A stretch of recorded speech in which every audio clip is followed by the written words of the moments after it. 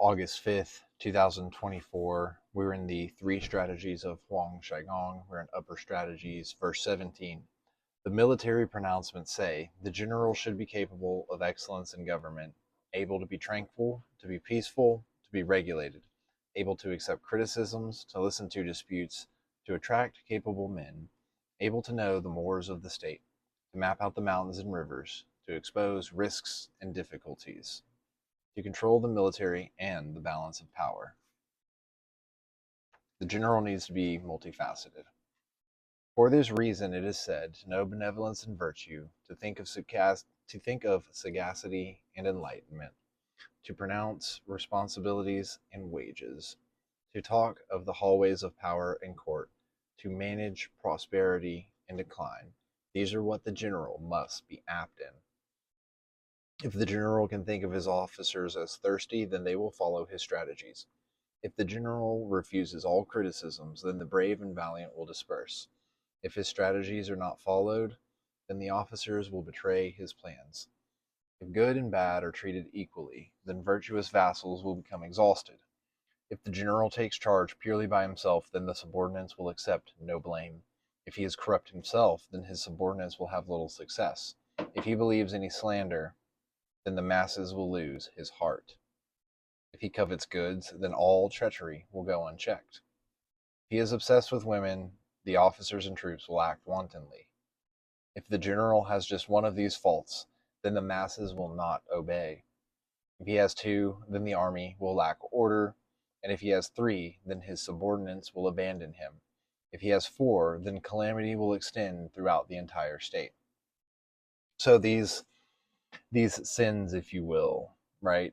If he takes charge purely by himself, right? If the general doesn't know how to work together, if he doesn't have strategies that are followed, if he covets these goods, or if he believes any slander, against him, then he's not confident in himself.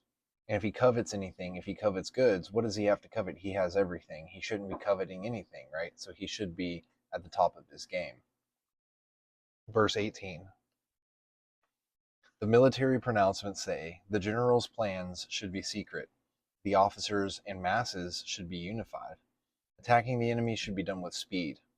If the general's plans are secret, then treacherous minds are shut out. If the officers and masses are unified, then the army's hearts are tied together. If the enemy is attacked with speed, then they will not have time to prepare. If the army has all three of these, others cannot seize their plans. If the general's plans are linked, then the army cannot control the state of affairs, or the Shia, with a footnote number 4. The Shia referred to the combination of morale, weaponry, and the natural environment which was required for the successful exercise of military power. If outsiders spy on internal affairs, then you cannot control the calamity that will befall you. If a taste for wealth enters the camp, then treacherous masses will come together. If the general has all three of these, the army is bound to fail. If the general does not think things through carefully, then the officers will dismiss his plans. If the general is without courage, then the officers and troops will be afraid. And if he moves haphazardly, the army will carry no weight. If the general passes on his anger to others, then the entire army will be fearful.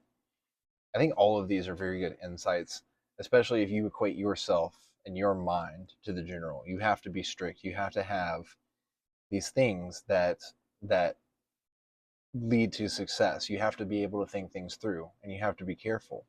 Otherwise, you're going to be dismissed. No one's going to take you seriously. If you don't have courage, then neither will the people who follow you. They'll be afraid. And if you just move willy-nilly, the army carries no weight. So if you just move willy-nilly, the army carrying no weight, it doesn't mean anything. Like, there's no destination in mind. And if he passes his anger on to others, well, then everyone will be afraid.